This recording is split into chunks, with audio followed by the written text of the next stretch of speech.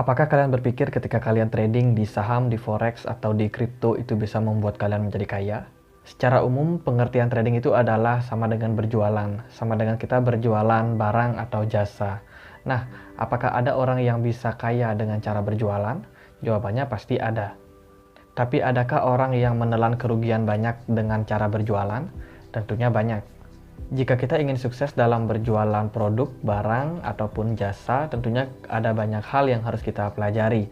Seperti contohnya product knowledge, kemudian teknik berjualan, memahami psikologi marketing, dan banyak lagi strategi-strategi yang tentunya harus kita pelajari dalam berjualan. Nah, sama hal seperti kita melakukan trading baik di kripto, forex, ataupun di saham. Secara dasar, kita bisa mempelajari 3 teknik penting dalam melakukan trading. Yang pertama itu adalah technical analysis, yang kedua itu adalah money management, dan yang ketiga adalah psikologi pasar. Dan di video kali ini kita akan bahas tentang psikologi dalam trading.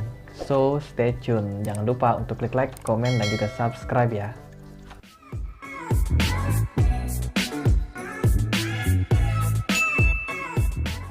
Oke teman-teman, buat kalian yang mau banyak belajar tentang dunia investasi, kami juga lagi bikin grup untuk diskusi. Kalian bisa join dengan klik linknya yang ada di kolom deskripsi. Oke, apa sih motivasi kalian dalam melakukan trading baik di saham, forex, ataupun kripto? Pasti biasanya nggak jauh-jauh dari cuan, untung, dan kaya. Semua itu nggak salah teman-teman, karena kebanyakan orang juga masuk ke dunia investasi ini karena beberapa faktor tersebut. Tapi yang paling penting untuk ditekankan bahwa semuanya itu tidak akan kita dapatkan dengan mudah. Kenyataan di luar sana adalah banyak orang yang melihat dunia trading ini sebagai sesuatu yang sangat menguntungkan, sesuatu yang bisa untung cepat, kaya cepat, tanpa banyak gerak. Kalian mungkin awalnya akan termotivasi dengan banyak influencer atau orang-orang di sosial media yang pamer keuntungan mereka, dan kalian berpikir bahwa dengan trading kalian bisa untung cepat, punya banyak uang, dan menjadi kaya raya. Kalau boleh aku bilang sih nggak selalu, bahkan persentasenya sangat kecil. Dan kebanyakan orang di luar sana yang baru masuk dunia trading itu nggak jarang mengalami kerugian. Dan ini merupakan fakta yang banyak ditutupi oleh media, karena memang sejarah selalu ditulis oleh seorang pemenang.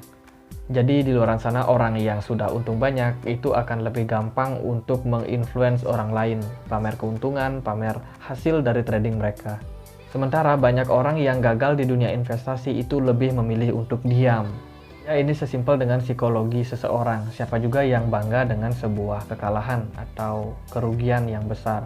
Dan kebanyakan orang-orang yang memang sudah rugi banyak tadi memilih untuk meninggalkan dunia investasi tanpa berbicara kepada publik bahwa sebenarnya dunia investasi itu tidak seindah apa yang mereka pikirkan. Nah, karena terhentinya sebuah informasi yang seharusnya disampaikan dengan penuh ini, itu menyebabkan banyak sekali pemula yang akhirnya terjerumus. So, mari kita sama-sama belajar dan introspeksi diri kita masing-masing. Oke, mari kita mulai topik pembicaraan kali ini. Nah, secara umum ada 3 kondisi pasar. Yang pertama ada bullish, terus ada sideways, dan juga ada bearish. Nah, ketiga kondisi pasar ini juga akan mempengaruhi psikologi market. Oke, supaya lebih jelas, ini adalah siklus psikologi trader. Oke, jadi ini adalah sekilas gambaran umum kondisi psikologis para trader berdasarkan kondisi market tentunya. Nah, kalau saat market lagi naik, itu kebanyakan trader memang optimis. Apalagi mereka yang sudah banyak belajar tentang technical analysis, itu mereka sangat optimis dengan apa yang mereka prediksi, analisa, dan juga bagaimana cara mereka dalam menentukan instrumen yang tepat ketika mereka memilih untuk berinvestasi di sana. Nah, optimis ini sangat baik tentunya dalam melakukan trading, karena bagaimanapun juga kalau kita tidak optimis, kita tidak yakin, maka itu juga bisa membuat kita kehilangan momentum tersebut. Setelah optimistis, kita membeli pada waktu yang tepat, kemudian mulailah ada kegembiraan yang kita rasakan karena memang begitu banyak perjuangan yang kita telah alami dan kita pelajari, dan sekarang kita sudah merasakan hasil dari itu semua. Mulailah kita bahagia, dan juga tidak jarang kita juga memikirkan untuk kembali memasukkan dana kita lebih banyak lagi supaya kita dapat potensi keuntungan yang lebih besar. Akhirnya kita mengalihkan banyak alokasi ke instrumen tersebut karena memang kita berpikir instrumen tersebut banyak sekali kemungkinan ataupun potensi keuntungannya. Mulailah kita merasakan sensasi yang luar biasa, merasa kita hebat, merasa kita tidak terkalahkan, merasa apapun pilihan kita ini adalah sesuatu yang sudah benar. Dalam kondisi ini tidak jarang kita dibanjiri dengan banyak sekali sentimen-sentimen positif, banyak sekali media-media yang mengabarkan hal-hal kebaikan yang tentunya akan banyak sekali menarik investor ke depannya, sehingga semakin banyak orang yang menanamkan modalnya di sana. Ketika kita sudah berada dalam puncak euforia, dalam puncak pesta, di sanalah masalahnya mulai muncul. Ketika kita sudah mendaki dari bawah dan kita sampai di puncak gunung, maka kita tidak punya pilihan lain setelah itu selain turun. Disinilah saya pikir bahwa analisa teknikal itu sangat penting dalam dunia trader. Karena bagaimanapun juga, dalam situasi ini, media-media masih banyak sekali mengabarkan kabar-kabar positif yang tentunya menghambat kita, mengelabui kita, terutama yang masih pemula untuk tidak segera menghentikan aliran dana kita dan segera take profit. Dalam situasi ini biasanya mulailah terjadi penurunan-penurunan yang teratur. Dan kita biasanya sudah mulai hantui oleh kegelisahan. Dalam fase ini biasanya kita masih bersikap optimistis. Kita masih yakin kalau market masih bisa naik. Kemudian seiring berjalannya waktu ternyata market semakin hari semakin turun. Dan di sini masih kita dalam kondisi penolakan dalam diri kita. Kita masih yakin bahwa market akan segera naik kembali. Karena over optimistis inilah yang tentunya bisa menjadi bumerang untuk kita. Karena bagaimanapun juga market nggak pernah salah. Yang salah adalah diri kita sendiri. Dalam situasi seperti ini akan banyak influencer yang menunda kita ataupun memberikan arahan untuk tetap menahan diri, untuk jangan cut loss.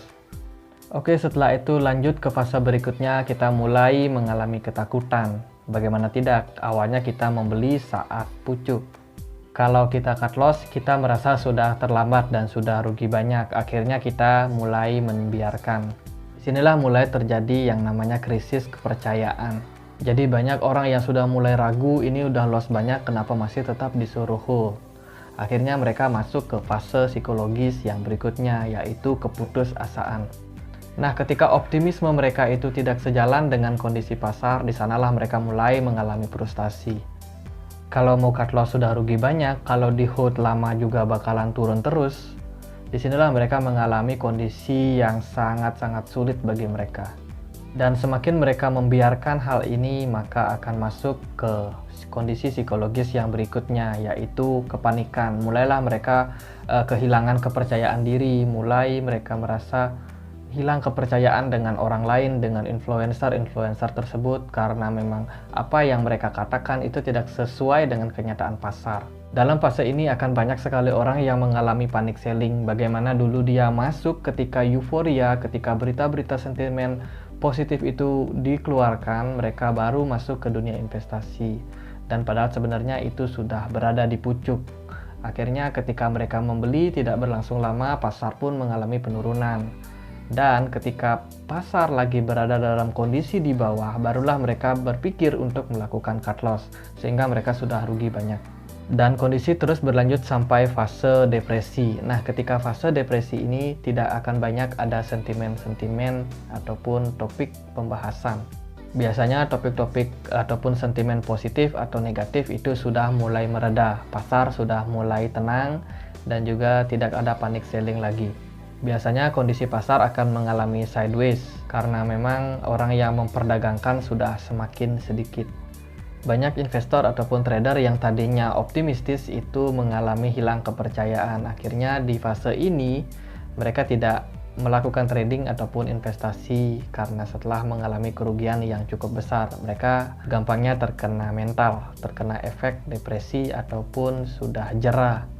Tapi sebenarnya dalam kondisi frustasi seperti inilah market kemungkinan akan mulai naik perlahan-lahan. Karena tidak ada berita, karena tidak ada sentimen yang positif, disinilah kesempatan para investor-investor cerdas itu mencicil dan mencicil. Mereka akan mulai mencicil dan membeli sedikit demi sedikit, seperti tidak ada pergerakan pasar yang ditimbulkan karena tindakan mereka. Nah, ketika kondisi depresi ini berlalu, mulailah ada harapan yang muncul. Ini ditandai dengan pergerakan pasar yang mulai naik, tapi belum ada berita ataupun sentimen positif. Dan disinilah kita harus pandai-pandai melihat ataupun menggambarkan bagaimana kondisi pasar ketika memang tidak ada sentimen positif tapi sebuah pergerakan itu terjadi. Dan ini sebenarnya adalah fase akumulasi yang dilakukan para investor-investor yang memang cerdas, para market maker dan lain sebagainya. Nah, kemudian kita masuklah ke fase berikutnya. Nah, di fase ini itu market mulai naik seiring dengan adanya banyak sentimen-sentimen positif. Jadi memang seringnya dalam dunia trading itu setelah pasar bergerak barulah kemudian media-media mulai memberitakan isu-isu positif. Dan ini nggak cuma terjadi di kripto, ini juga terjadi di persahaman. Memang seringkali media-media itu dibayar untuk memberitakan hal-hal positif supaya banyak mengundang para investor untuk masuk. Nah, setelah itu masuklah kembali ke fase optimistik di mana banyak sekali media-media yang memberitakan hal positif diiringi dengan pergerakan pasar yang terus naik. Kemudian siklus ini akan kembali mengulang dan mengulang. Nah, pertanyaannya, pasar kripto itu lagi di posisi mana? Untuk kamu yang punya pendapat, silahkan tulis di kolom komentar ya. Oke deh, sekian aja video kali ini. Semoga ini bermanfaat buat kalian, terutama bagi para pemula yang memang memiliki sedikit pengalaman di dunia trading. Dan jika kalian masih pemula dalam dunia trading atau baru ingin masuk ke dunia investasi, silakan kalian bergabung dengan grup kami yang ada di Telegram dan juga di WhatsApp. Silakan linknya ada di kolom deskripsi. Sekian aja video kali ini dan saya akan terus memperbarui informasi-informasi di dunia investasi. Jadi bagi kalian yang merasa konten ini bermanfaat, jangan ragu untuk klik like, komen, dan juga subscribe channel ini. Akhir kata saya Andre, makasih.